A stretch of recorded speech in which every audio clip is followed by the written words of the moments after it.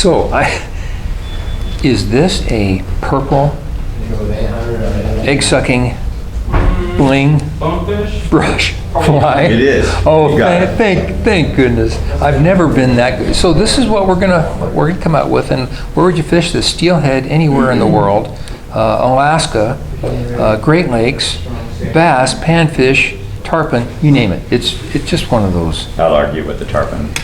You know, on a bigger hook, Yeah. you never know. You know, since I've never fished for tarpon, I can make all sorts of. You just leave the eyes off and you'd be sweet. Yeah. So the other fly was tied on a Rex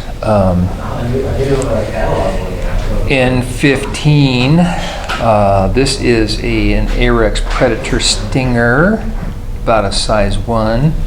And what I'm trying to do is show you that you can vary your hook to your target species and the target size.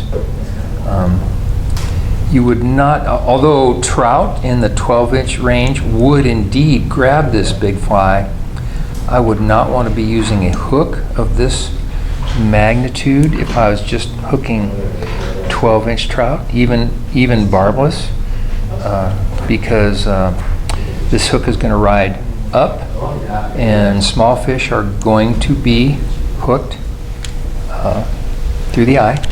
You don't want that to happen. So this is thank you, Chris.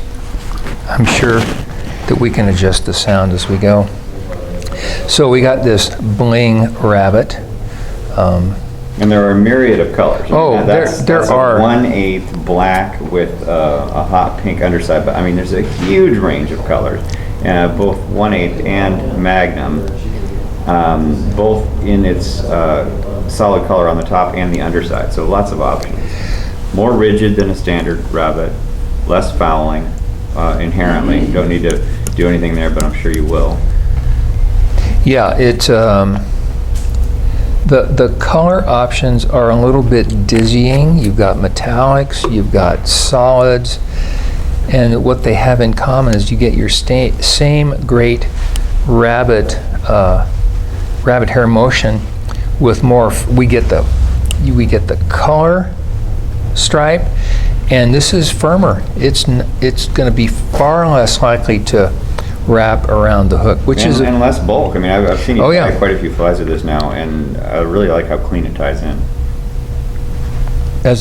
And now, you know, Chris, I got to tell you, your coaching is really helpful, and sometimes I lose track of what I'm doing. So here we have, this is a streamer brush, 2-inch, and nice purple, and these things come in some great colors. Now this is a more flexible fiber. These brushes have a lot of flow. The little beadhead black beadhead bugger that we did, the brush bugger, that's a firmer brush.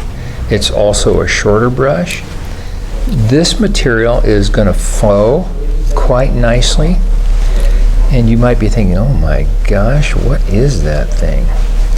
Well, it's they do have they make shorter brushes, but what I wanted to do, I wanted to try this brush and see how it would lend itself to trimming. And I've been practicing here.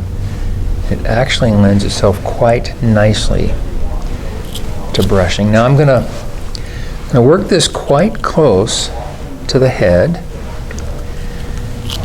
and I will add that I have used way more turns than I need to on this brush. One of the things that happens when Chris and I get to talking, I get absent-minded sometimes. Still plenty of room there, don't worry. Plenty of room. Well, you can squeeze that in. So there's actually 2 reasons.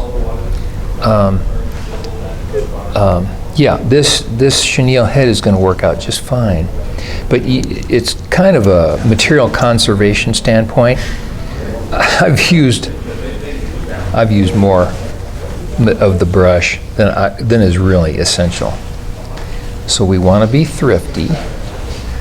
And I've probably got enough material on there for 3 flies. Let's see, yeah, I want to go over the top.